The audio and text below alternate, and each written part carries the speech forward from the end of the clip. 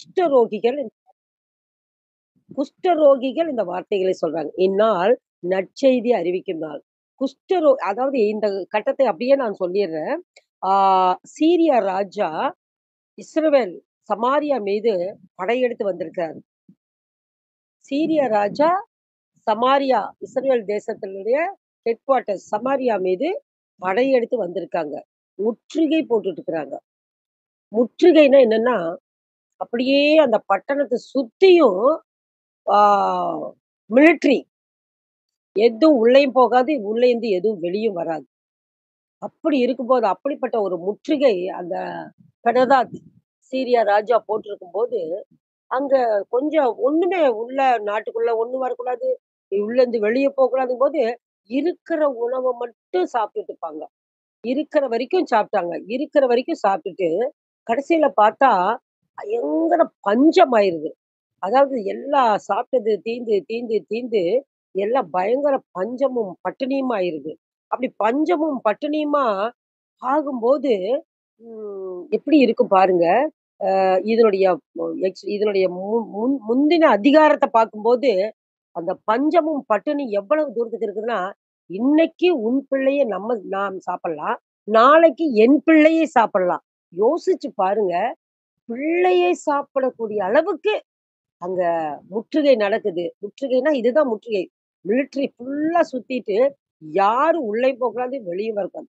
இப்படி ஒரு கடுமையான ஒரு முற்றுகை நடக்கும்போது, பசி தாழ முடியாம, பசி, பசி, பசின்னு தள்ளும்போது வீட்ல இருக்கிற குழந்தைய, பிள்ளைய பிடிச்சு சாப்பிடுற அளவுக்கு, அந்த அளவுக்கு முற்றுகை அங்க நடக்குது. அப்படி நடக்கும்போது அந்த இஸ்ரேல் தேசத்துக்குள்ள, இதுதான் முதல் அதிகாரத்துல குடுக்குது. அப்பேற்பட்ட பஞ்ச நேரத்துல, பயங்கரமான பஞ்ச நேரம். பிள்ளையை சமைச்சு சாப்பிடுறது. இந்த நேரத்துல நடந்த ஒரு இன்சிடென்ட் தான் இந்த 1வது வசனத்திலிருந்து 9 வரைக்கும். அப்படி ஒரு முற்றுகை நடக்கிற நேரத்துல சொன்ன ஒரு வார்த்தை தான், அது யார் மூலியமா சொல்லப்பட்டதுன்னா, குஷ்டரோகிகள் மூலமா சொல்லப்பட்டது. இன்றைக்கு இந்நாள் நற்செய்தி அறிக்கிறார். குஷ்டரோகின்னா அப்படி என்ன மேடையில போய் பேசிறல. அதாவது அந்த சூழ்நிலை நேரத்துல அவர்கள் ஒருவருக்கொருவர் சொன்ன வார்த்தைகள் தான். குஷ்டரோகிகள்னு இன்றைக்கு நம்ம பார்க்கிற மாதிரி குஷ்டரோகிங்கிறது சாதாரண விஷயம் இல்ல. குஷ்டரோகின்னா அது வந்து ஒரு சபிக்கப்பட்ட நோயி. அதனால் அந்த குஷ்டரோகம் வந்த மக்கள் எல்லாம் பாளையத்துக்கு புறம்பே, ஊருக்கு வெளியே ஒதுக்குப்புறத்துல குடியிருக்கிறவங்க. ஒதுக்குப்புறத்துல குடியிருக்கிறவங்க. அவங்கள சார்ந்தவங்க, உற்றார் அவங்க சாப்பிடுறது எப்படின்னா, அவங்க எந்த குடும்பத்தின் மனிதர்களோ, மனுஷியோ, அந்த குடும்பத்தில் உள்ளவர்கள் வந்து அவர்களுக்கு போஷிப்பார்கள். சாப்பாடு குடுப்பாங்க. அப்படி சாப்பாடு குடுக்கும்போது, ஊருக்கு வெளியே ஒதுக்கப்பட்டு இருக்கிற அந்த மக்களுக்கு சாப்பாடு எப்படி கொண்டு போய் குடுப்பாங்கன்னா, அந்த வீட்டு மனிதர்கள் கொண்டு போயி அந்த இடத்துல ஒரு இடத்துல குறிப்பிட்ட ஒரு இடத்துல சாப்பாட்ட கொண்டு போய் வச்சுருவாங்களாம். வச்சுட்டு அவங்க வந்துருவாங்க. அவங்க வந்ததுக்கு அப்புறம், அவங்க வந்து அந்த சாப்பாட்ட எடுத்துட்டு போயி சாப்பிடுவாங்க. ஏன்னா, அது முகத்த கூட பார்க்கக்கூடாது அந்த மாரி. அந்த மனிதர்கள் வேற எதுக்காவது இந்த மக்கள் இருக்கிற பக்கத்துல ஏதாவது, அதாவது வசிக்கிற இடத்து பக்கத்துல, அந்த ஊர விட்டு ஒதுக்கப்புறத்துல இருக்கிற அந்த குஷ்டரோகிகள், ஏதாவது காரணத்துக்காக அந்த ஊர்ல மக்கள சந்திக்கணும். ஏதோ ஒண்ணு, அவங்க உற்றார் உறவினர் ஏதோ ஒண்ணு. அவங்கள பார்க்க வரணும்னா, அவங்க என்ன செய்யணும்னா, அவங்களே சொல்லிக்கணும். அவங்க வார்த்தையினாலேயே. தீட்டு, தீட்டு, தீட்டு, தீட்டு, தீட்டுன்னு அவங்க சொல்லிட்டே வருவாங்களாம். அப்படி தீட்டு, தீட்டு, தீட்டுன்னு அவங்க சொல்லிட்டே வரும்போது தான், அவங்க எல்லாரும் அந்த குஷ்டரோகிகள் வந்த உடனே அப்படி, இப்படி, இப்படி, இப்படியே தீட்டுன்னு இவங்க சொன்னதுனால, அவங்க எல்லாரும் அப்படியே அவங்க கண் மறைவா மறைஞ்சு தள்ளி போயிருவாங்களாம். மறைவான ஒரு இடத்துக்கு போயிருவாங்களாம். அப்படி ஒரு சூழ்நிலை தான் குஷ்டரோகியோட சூழ்நிலை. அதாவது மனிதர்களால வெறுக்கப்படுகிற, மனிதர்களால் நோ அதாவது உதாசீனப்படுத்துற ஒரு மிருகம் கூட, ஒரு மிருகம், ஒரு நாய், பூனை இப்படியாக ஒரு மிருகங்கள் கூட மனிதர்களோட ஜீவிச்சுட்டு இருக்கும்போது, ஒரு மனுஷனோட ஜீவிக்க முடியாத ஒரு பயங்கரமான ஒரு வியாதி தான் குஷ்டரோகன்றது. இப்பதைக்கு கொஞ்சம் மருந்து, மாத்திரைகள், அதுக்குரிய ஆராய்ச்சிகள்லாம் கண்டுபிடிச்ச உடனே கொஞ்சம் ஏதோ கொஞ்சம் கொஞ்சம் பரவாயில்லாம இருக்குது. ஆனா அந்த காலத்துல எல்லாம் குஷ்டரோகி வந்து ஒரு சபிக்கப்பட்டதுன்னா, அது எக்ஸ்ட்ரீம் சபிக்கப்பட்ட ஒரு வியாதி தான் அந்த குஷ்டரோகன்றது.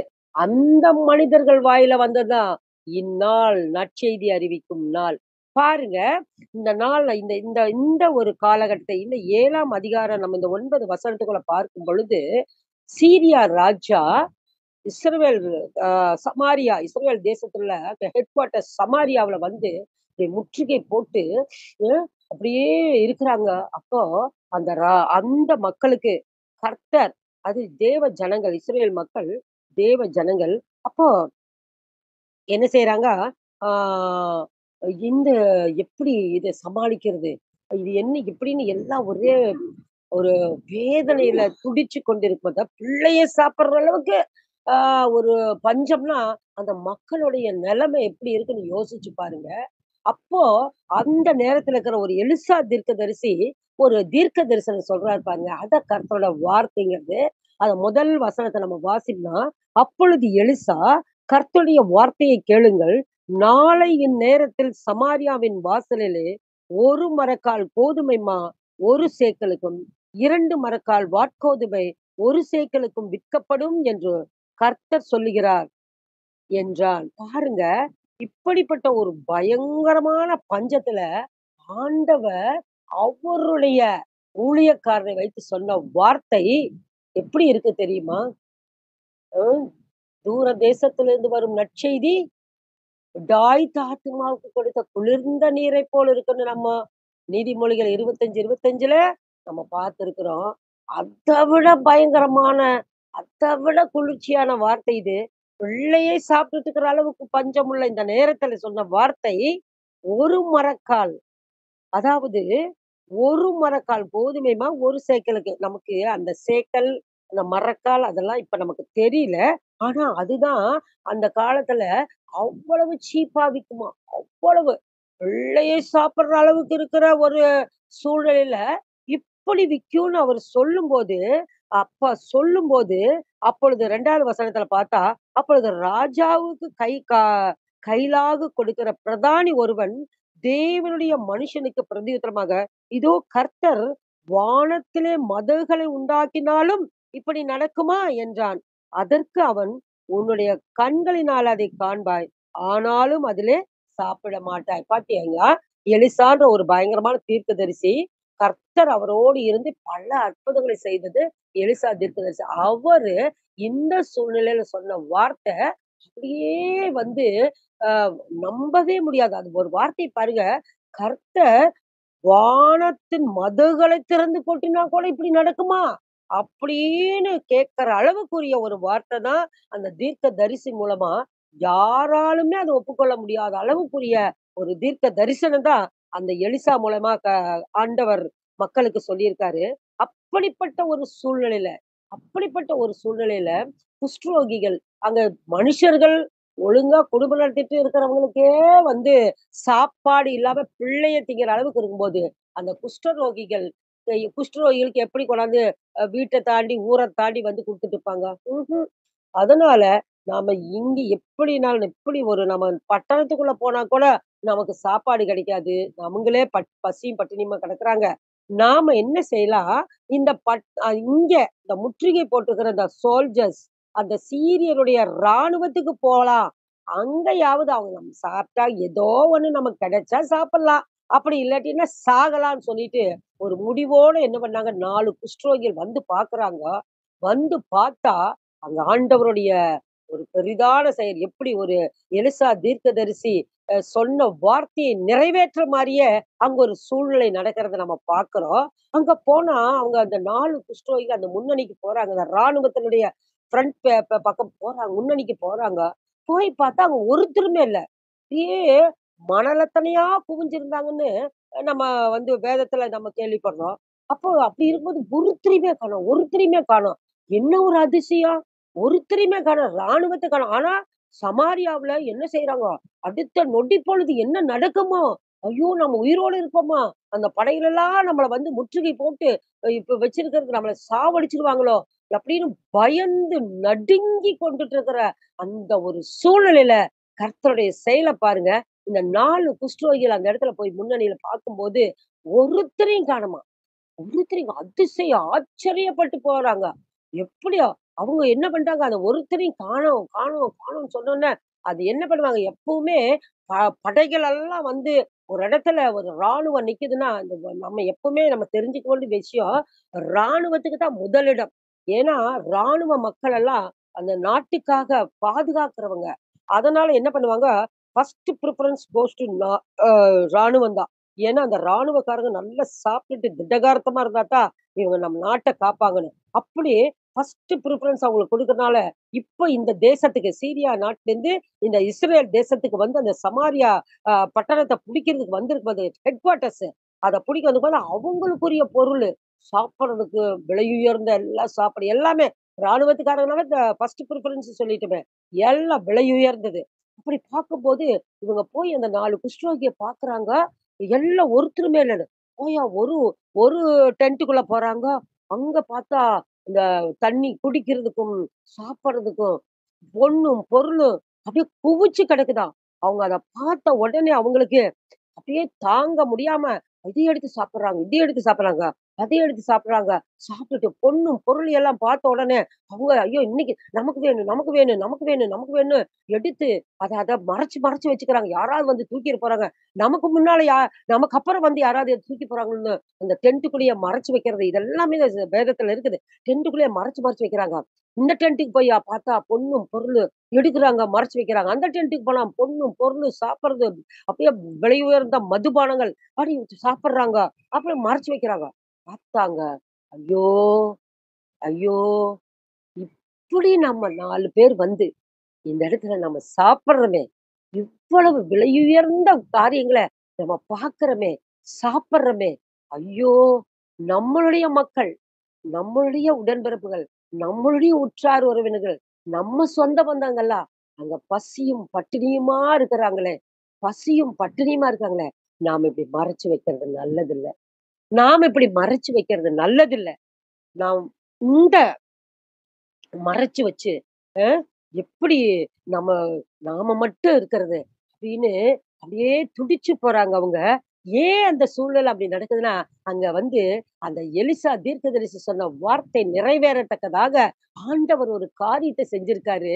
அவங்க மத்தியில அந்த யாரு முற்றுகை போட்டு சமாரியாவ பட்டணத்த பிடிக்கிறதுக்காக முற்றுகை போட்டாங்களோ, அந்த முற்றுகை போட்டு, அந்த டென்ட் போட்டு அந்த ஆயிரக்கணக்கான, லட்சக்கணக்கான மக்கள் அப்படியே உட்கார்ந்து அவங்க வாழ்ந்துட்டு இருக்கிற அந்த முற்றுகையோட இருந்துட்டு இருக்கிற நேரத்துல, ஆண்டவர் ஒரு காரியத்த செய்றாரு பாருங்க. ஆண்டவர் எவ்வளவு மகத்துவம் உள்ள தேவன். எவ்வளவு வல்லமை உள்ளது. ஒரு நிமிஷம் இருக்கிற மாரி, அடுத்த நிமிஷம் இருக்குமான்னு நம்ம யோசிக்க முடியாது. அப்படிப்பட்ட ஒரு வல்லமை உள்ள தேவன், அவங்க இரவுல என்ன செய்றாரு, அன்னைக்கு அவங்க எல்லாம் வந்து இரவு நேரத்துல அவங்க ப தூங்கிட்டு இருக்கும்போதோ, அல்ல அவங்க சில பேர் முழிச்சுட்டு இருப்பாங்க, சில பேர் தூங்கிட்டு இருப்பாங்க. ஆக மொத்தம் அந்த நேரத்துல அவர் என்ன செய்றாரு ஆண்டவர், ஒரு பெரிய காரியத்த அந்த சீரியாவுடைய ராணுவத்துக்குள்ள செய்றாரு. என்னன்னா, ரதங்கள் வர்ற மாரியும், குதிரைகள் வர்ற மாரியும், அப்படியே படைகள் எல்லாம் திரண்டு வர்ற மாரி ஒரு மகா பெரிய சத்தத்த உருவாக்குகிறாரு. அந்த சத்தம் தேவன் அந்த இடத்துல உருவாக்குற அந்த சத்தத்த பார்த்தோனே, இவங்கலாம் என்ன நெனச்சுட்டாங்க, ஓ! நாம வந்து சிறு கூட்டமா இருக்கிற பொழுது, இந்த இஸ்ரவேல் ராஜா பக்கத்துல இருக்கிற எகிப்தியும் எகிப்தியரையும், இன்னும் மற்ற அ ஜனங்களையும் தனக்கு சேர்த்துட்டான். ஏத்தியரையும், எகிப்தியும் சேர்த்துட்டு, அந்த படையோட, இந்த படையோட, இவன் படையும் சேர்ந்து நம்மள தாக்க வர்றாங்க. இத்தன படம் வந்ததுன்னா, நாமெல்லாம் என்னத்துக்கு ஆவோம்? அப்படின்னு சொல்லிட்டு அந்த இரைச்சல் சத்தம், இந்த ரதங்களின் போர் சத்தம், போருக்கு வர்ற சத்தமெல்லாம் எப்பவுமே போருக்கு வர்றவங்கலாம் அமைதியாலாம் ஓன்னு சத்தத்த எழுப்பிட்டு வருவாங்க. எங்களுக்கு அது ஒரு சின்ன ஒரு ட்ரெய்னிங் நாங்க என்சிசி இருக்கும்போது கூட எங்களுக்கு குடுத்துருக்குறாங்க காலேஜ் படிக்கும்போது. ஆ அந்த போர் வீரன் என்ன செய்வான், அந்த ஒரு எதிரிய குத்த வரும்போது, சும்மா சாதாரண வாயத்த வா க வாய மூடிட்டு அழக்கூடாது. அப்படியே அந்த புல்லட் அந்த இது கத்திய வச்சு சொருகியிருப்பாங்க அந்த கன்ல, ஃப்ரண்ட்ல. அப்ப என்ன செய்வான், அந்த கத்திட்டு வரும்போது தூரத்துல இருந்து வரும்போதே, ஓன்னு சத்தத்த எழுப்பிட்டு வந்து, அப்படி குத்துறதுக்கு வருவான். அது அந்த ட்ரெய்னிங்ல காமிக்கும்போது, அத தலகாணி குத்துற மாரி காட்டுவாங்க. அந்த தலகாணிங்கிறது வந்து ஒரு ஒரு மனுஷன குத்துற மாதிரி. அப்படி சாதாரணமா வந்தால்லாம், அந்த ஃபோர்ஸ் இருக்காது. அதனால சத்தமா இருந்தா தான் அந்த ஃபோர்ஸ் வரும். ஒரு தனிப்பட்ட ஒரு மனிதனே அவ்வளவு ஃபோர்ஸ் குடுத்து கத்துனா தான், அந்த எதிராளிய அப்படியே எந்த டிஸ்டர்ப் இல்லாம குத்துவான். அந்த மாதிரி இந்த படைக்குள்ள அந்த சீரிய ராணுவத்துக்குள்ள கர்த்தர் ஆண்டவர் என்ன செஞ்சுட்டாரு, பெரிய இரைச்சல கொடுத்துட்டாரு. ரதங்கள் கட்ட கட்ட கட்ட கட்ட கட்டன்னு வர்ற மாரியும், குதிரைகள் எல்லாம் வர்ற மாரியும், மனுஷர்கள்லாம் கத்திட்டு வர்ற மாரி ஒரு பெரிய இரைச்சல கொடுத்த உடனே, அவங்க என்ன செய்வாங்க, பயந்து பயந்து நடுங்கிட்டு பயந்து நடுங்கிட்டு, எல்லாம் விட்டத அப்பா உயிர் தப்புனா போதும்ன்னு எல்லாரும் ஓடி போயிர்றாங்க. அந்த ஓடி போய் எல்லாம் இரவு நேரத்துல இது நடக்குது. அந்த அதிகாலை வேளையில இந்த குஷ்டரோகிகள் அங்க போகும்போது தான், இந்த ஒரு சூழ்நிலைய அவங்க பார்க்குறாங்க. பார்த்த உடனே, அப்படியே அவங்களுக்குள்ள ஒரு பயங்கர சந்தோஷத்துல, அவங்க எல்லாம் எடுத்து சாப்பிட ஒருத்தருமே இல்ல. ஒரு ஆள் இல்ல. எல்லாம் போட்டது போட்டபடி ஓடி போயிட்டாங்க. உயிர் தப்பிச்சா போதும்ன்னு எல்லாம் ஓடிட்டாங்க. அப்படி ஓடுன சமயத்துல தான், இந்த குஷ்டரோகிகள் வேற மனுஷாள் வெளிய வரமாட்டாங்க. பயந்து நடுங்கிட்டு பட்டணத்துக்குள்ள இருக்கிறாங்க. இவங்க தானே பட்டணத்துக்கு வெளிய இருக்கிறாங்க. அதனால அவங்க என்ன செய்றாங்க, போயி பார்த்துட்டு பொன்னும், வெள்ளியும் இது எல்லாம் பார்த்துட்டு சந்தோஷப்பட்டு சாப்பிட்டு வயிறு திருப்தியா சாப்பிட்டுட்டு, பொண்ணு வெளியெல்லாம் மறைச்சு வச்சுட்டு, அப்புறம் தான் அவங்களுக்கே ஒரு கஷ்டம் வருது. நம்ம ஜனமெல்லாம் இப்படி இருக்கிறாங்களே! ம். அ இந்த செய்தியை நாம நாமளா வச்சுட்டுக்கிறது. போய் நம்ம ராஜாவுக்கு சொல்லுவோம். அ நம்ம ராஜாவுக்கு சொல்லுவோம். அப்படின்னு சொல்லிட்டு, அந்த குஷ்டரோகி அந்த அரண்மனைய காக்கிறவங்கட்ட சொல்றான்ட்டு இருக்குது. யோசிச்சு பாரு. இந்த சூழ்நிலை அப்படியே நம்மள வாழ்க்கைக்கு நம்ம கொண்டு வரலாம். அ நம் வாழ்ந்து கொண்டிருக்கிற காலம் கடைசி காலம். நம்ம வாழ்ந்து கொண்டிருக்கிற காலம் கடைசி காலம். கர்த்தருடைய வருகை கடைசி காலம்னு நம்ம வேதத்துல வாசிக்கிறோம். எல்லா ஊழியக்காரங்களும் பேசுற வார்த்தை. ஊழியக்காரங்களுக்கெல்லாம் கர்த்தர் இப்படியாக கொடுத்திருக்கிற வார்த்தை தான், அ கடைசி காலம். இது கடைசி காலம். கர்த்தருடைய வருகை சமீபம், வருகை சமீபம், வருகை சமீபம்ன்னு சொல்லி நமக்கு எல்லா ஊழியத்திலயும், எல்லா பிரசங்கத்திலயும் நம்ம கேட்டுட்டு இருக்கிறோம். யோசிச்சு பாருங்க. கர்த்தருடைய வருகை சமீபம்ன்னு தெரிஞ்சிருந்து நம்ம என்ன செய்றோம்? அந்த கர்த்தருடைய வார்த்தையை, கர்த்தருடைய இந்த பொக்கிஷம் எப்படி அந்த குஷ்ட ரோகிகள் பொக்கிஷங்களை எல்லாம் எடுத்து அப்படியே பொன்னையும், பொருளையும் மறைச்சு வச்சுட்டு, அவங்களுக்கே முடியாம அப்படியே திகட்டி போன மாரி, ஐயோ! நம்ம மக்கள் இப்படி பசியும் பட்டினியுமா இருக்கும்போது, நாம இப்படி இருக்கக்கூடாதே என்று சொல்லிட்டு, அவங்க என்ன நினைக்கிறாங்க, அரண்மனைக்கு சொல்றாங்க. அது சரியான இடத்துல சொல்றாங்க. அரண்மனை யாரோ ஒரு இடத்துல சொல்லல. அரண்மனைக்கே போயி அவங்க சொல்றாங்கன்னு பார்க்கிறோம். அது எப்பேர்ப்பட்ட ஒரு நற்செய்தியா இருக்கு பாருங்க. அந்த நேரத்துல பிள்ளைய பிடிச்சு சாப்பிடுற அந்த காலத்துல, இப்படி ஒரு சூழல் அவங்க பொண்ணும், பொருளும் குவிஞ்சு கிடக்குது. ஒரு ஆளும் கிடையாது. எல்லாம் ஓடி போயிட்டாங்கன்னு சொன்னா, அந்த சூழ்நிலை எப்படி இருக்குன்னு யோசிச்சு பாருங்க. அடுத்த கட்டத்துல எல்லாம் பார்த்தா, அடுத்த அந்த வசனமெல்லாம் பார்த்தா, அவர்கள் எல்லாம் ஓடி வந்து ஓடி அது எல்லாம் சுதந்திரிச்சுக்கிறாங்கன்னு, அ அத நம்ம அடுத்தத பார்க்கலாம். அடுத்தது இருக்குது. ஆனா இப்ப பாருங்க, அதாவது நம்ம இப்ப கர்த்தருடைய வருகை அப்படிங்கிற ஒரு அருமையான, அதாவது இந்த நாள் நற்செய்தி அறிவிக்கிறார். கிருபையின் நாட்கள், கிருபையின் நாட்கள். இந்த நாட்களுக்கு அப்புறம் இந்த கிருபை இருக்குமான்னு நமக்கு தெரியாது. இந்த கிருபையின் நாட்கள் தான் நற்செய்தி அறிவிக்கிற நாள். ஆனா இந்த நேரத்துல இந்த நற்செய்தி அறிவிக்க நிஜமாவே எனக்கு ரொம்ப சந்தோஷமா இருக்கிறது.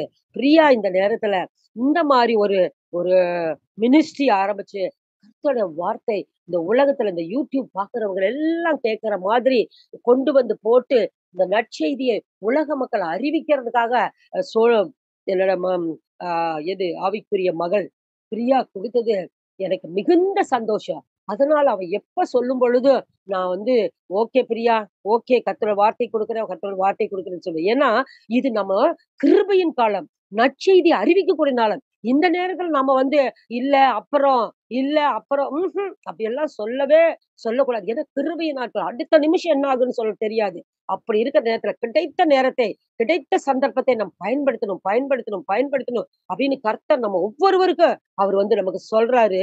அப்போ கிறிஸ்துவாகிய நாம் நற்செய்தி அறிவிக்க வேண்டும் என்பதே அவருடைய சித்தமா இருக்குது. ஆமா. கர்த்தருடைய பிள்ளைகளே. நாம் நற்செய்தி அறிவிக்க வேண்டும். இப்ப நம்ம சொல்லிட்டு இருக்கிற இந்த வார்த்தை கூட நம்ம நற்செய்தி அறிவிச்சுக் கொண்டிருக்கிற இந்த காட் இஸ் குட் மினிஸ்ட்ரி நற்செய்தி அறிவித்துக் கொண்டிருக்கிறது. ஆக கர்த்தருடைய சித்தத்தை இந்த நற்செய்தி அதாவது இந்த இந்த மினிஸ்ட்ரி நிறைவேற்றிட்டு இருக்கிறது 100% கர்த்தர் அறிவார். நாமெல்லாம் கேட்கிற நம்மளும் அறிவோம். ஆக இந்த வருகை நாள் கர்த்தருடைய சமீபம். அடுத்த நமக்கு கர்த்தருடைய வருகை எப்பன்னே தெரியாது. அது நம்ம படிச்சது போல திருடனைப் போல இருக்கும்.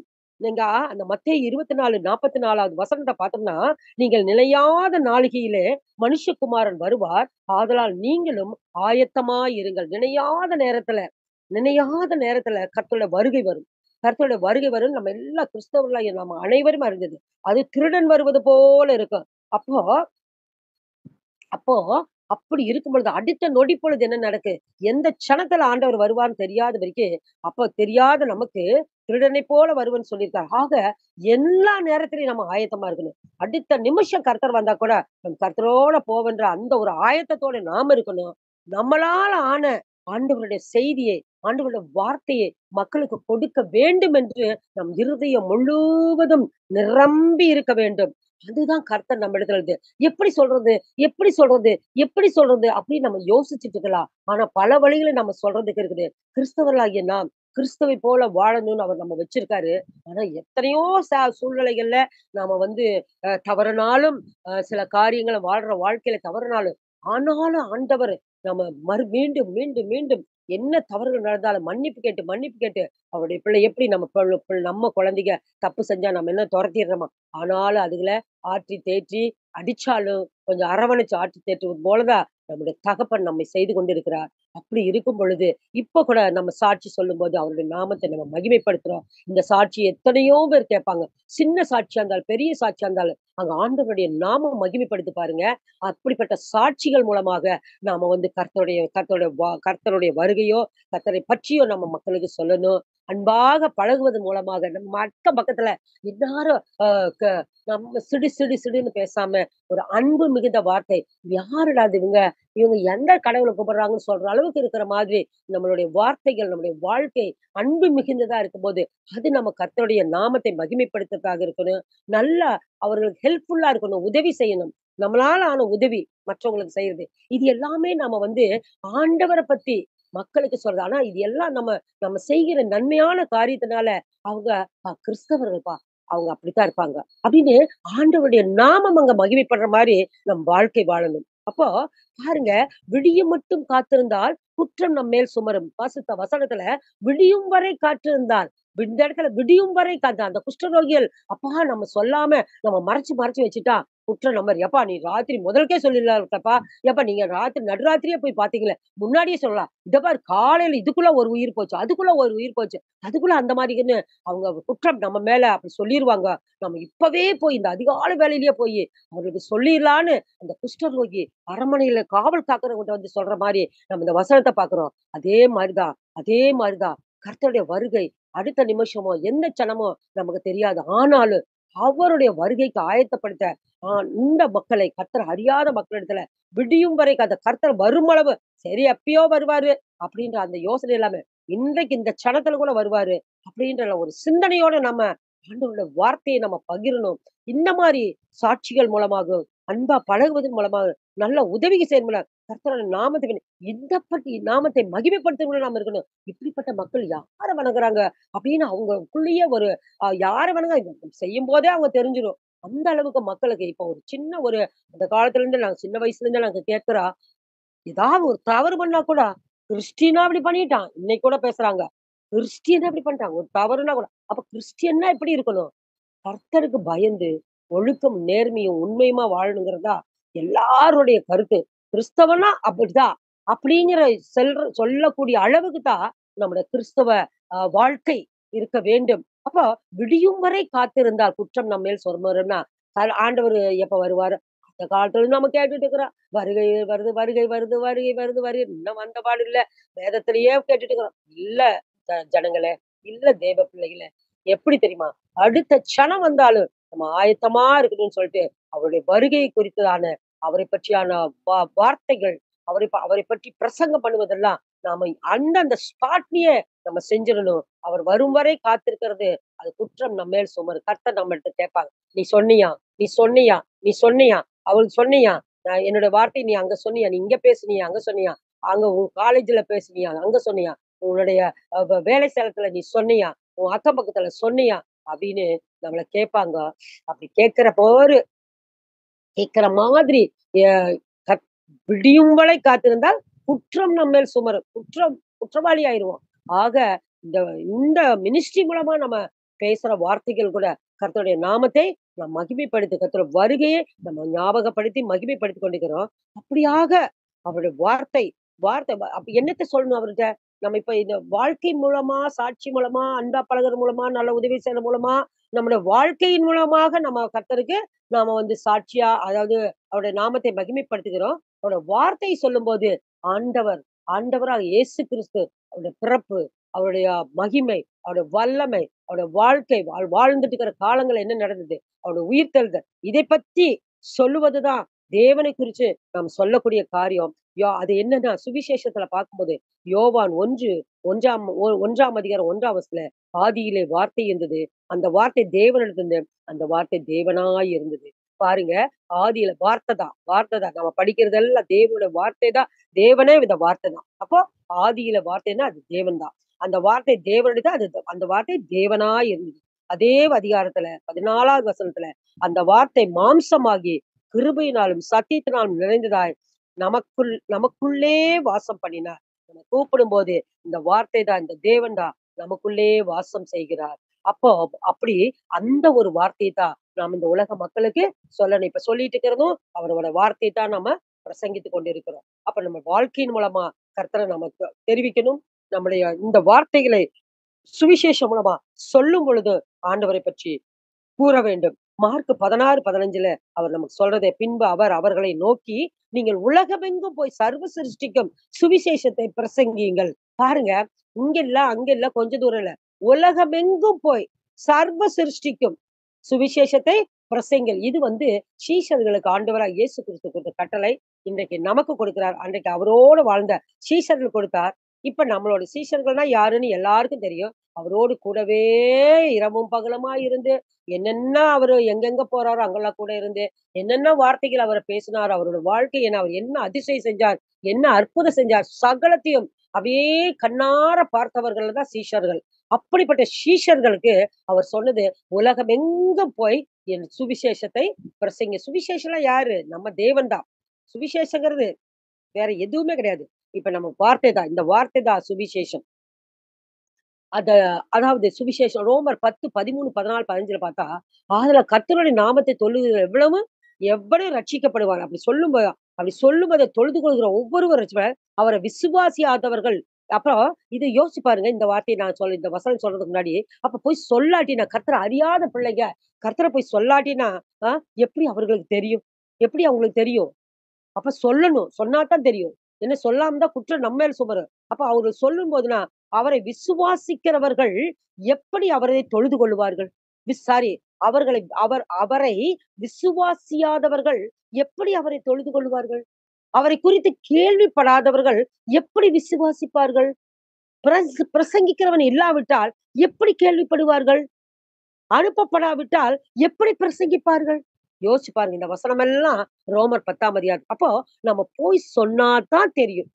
சொல்லாட்டினா தெரியாது. அப்ப சொல்லணும். ஆண்டவருடைய வார்த்தையை நாம் சொல்லணும். சொன்னா தான் அவர்களுக்கு அறிய முடியுது. அப்ப கர்த்தர் சொன்ன வார்த்தையின்படி உலகம் எங்கும் போய் என்னுடைய சுவிசேஷத்தை பிரசையுங்கள். ஏசாயா 52:7 சமாதானத்தை கூறி, நற்காரியங்களை சுவிசேஷமாய் அறிவித்து, ரட்சிப்பை பிரசித்தப்படுத்தி, உன் தேவன் ராஜரீகம் பண்ணுகிறார் என்று அ என்று ராஜரீகம் பண்ணுகிறார் என்று சியோனுக்கு சொல்லுகிற சுவிசேஷனுடைய பாதங்கள் மலைகளின் மேல் எவ்வளவு அழகா இருக்கிறது. அப்போ அந்த சுவிசேஷத்தை சொல்றவங்களையும் கர்த்தர் எவ்வளவா உயர்த்தி வைத்துக்கிறார் பாருங்க.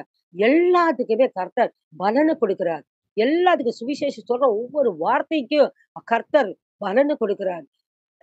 அப்படித்தான் ஆண்டவருடைய நற்காரியங்களை சுவிசேஷமா அவருடைய நற்செய்தி தான். நற்செய்தி என்ன? அவர் வாழ்ந்தது, அவர் நமக்கு செய்யறது, அவர் வாழ்ந்துட்டு இருக்கும்போது செஞ்ச காரியங்கள் எல்லாம் அந்த வேதத்துல இருக்கிறது எல்லாம் மக்களுக்கு நம்ம பிரஸ்தாபப்படுத்தணும். இப்ப ரொம்ப ஷார்ட் டைம் நான் அதனால தான் வேகமா போறேன்.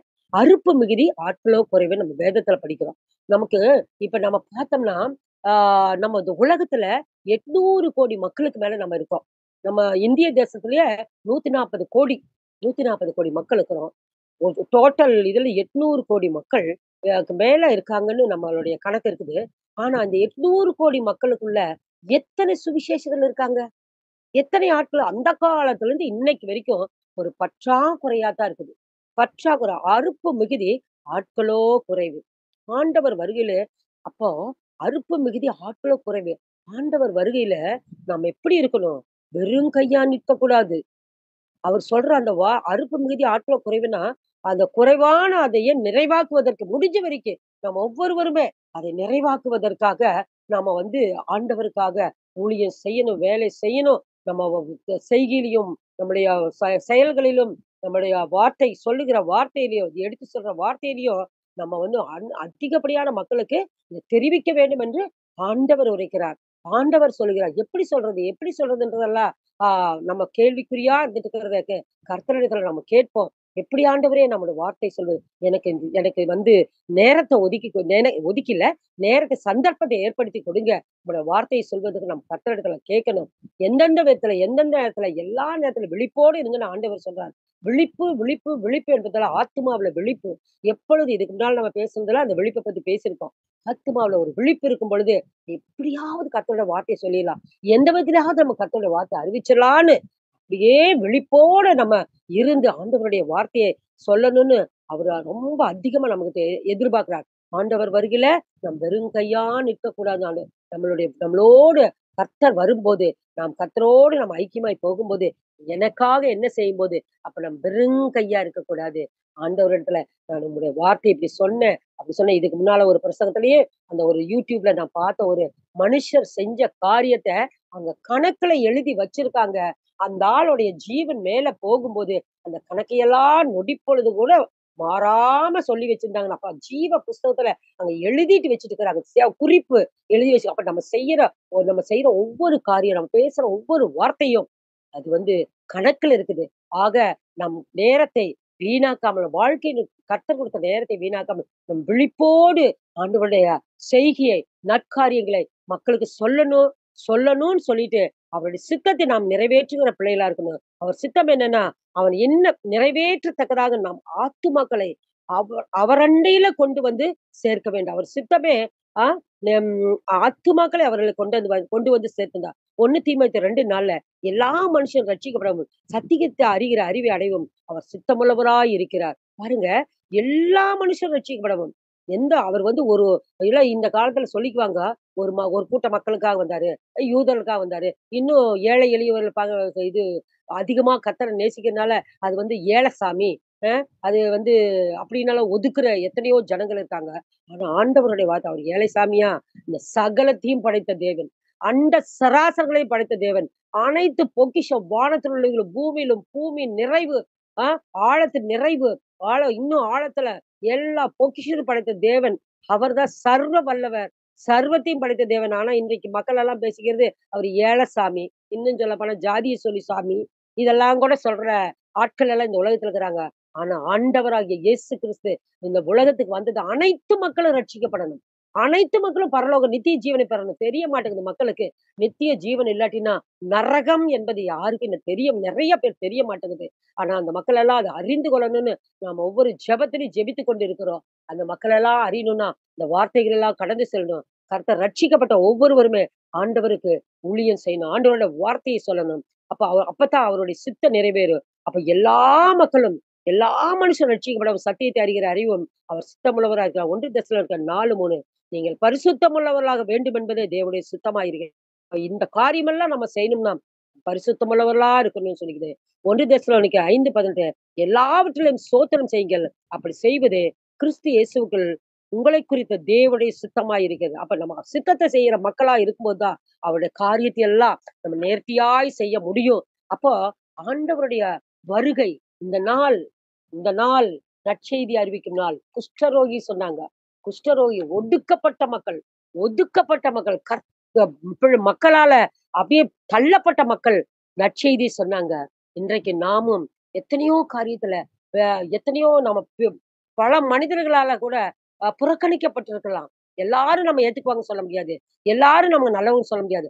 ஆனாலும் ஆனாலும் கர்த்தர் நமக்கு என்ன சொன்னாரோ, அதன்படி நாம் ஜீவிப்பதற்கு, அதன்படி ஆண்டவருடைய சித்தத்தின்படி ஜீவிப்பதற்கு, நாம் எல்லாரும் நம்மளை நாமளே தயார் செய்துட்டு, இந்த நாள் நற்செய்தி அறிவிக்கும் நாள் என்று நம் இருதயத்துல பதிய வைத்து, அடுத்த நொடி பொழுது கர்த்தர் வருகை இருந்தாலும், நாம கர்த்தரோடு ஐக்கியமாயி ஆண்டவருக்கு நற்கனிகளை கொண்டு போக வேண்டும் என்று நம்ம ஒவ்வொருவரும் நம் சிந்தனையில இணைச்சு, இந்த நாள் நற்செய்தி அறிவிக்கும் நாள் என்று நாம் யோசித்து, நம் இருதயத்துல ஆழமா சிந்தித்து, இந்த காரியங்களை ஆண்டவருக்காக நம் செயல்கள், நம் பேச்சு, செயல், சிந்தனை எல்லாம் சாட்சி எல்லாம் ஆண்டவருக்காக பகிர வேண்டும் என்று கர்த்தர் எதிர்பார்க்கிற அந்த எதிர்பார்ப்பை நாம் அனைவரும் நாம் அனைவரும் நாம் நினைத்து, நம் இருதயத்துல ஆழ்ந்து நினைத்து, அதை செயல்பட வேண்டும் என்று கர்த்தர் எதிர்பார்க்கிற காரியத்தை நாம் ஒவ்வொருவரும் செய்ய வேண்டும் என்று நான் ஒரு ஆ என்ன ஒரு கர்த்தருக்கு பிரியமா நடக்கணும்னு சொல்லணுன்ற அந்த வார்த்தை சொல்ல கர்த்தர் வைத்திருக்க அதற்காக நன்றி சொல்லி முடிக்கிறேன். கர்த்தருக்கு ஸ்தோத்திரம், கர்த்தருக்கு ஸ்தோத்திரம்.